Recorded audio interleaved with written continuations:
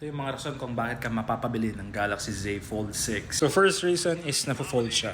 This one and of course that one.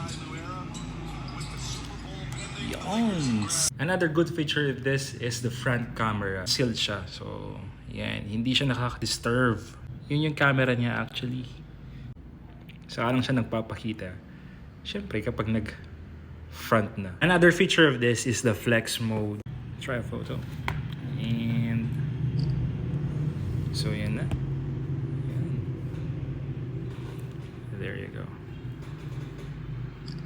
Siyempre, because it's almost like a tablet, you can multitask whatever you want. Nasa YouTube tayo, you can just swipe away.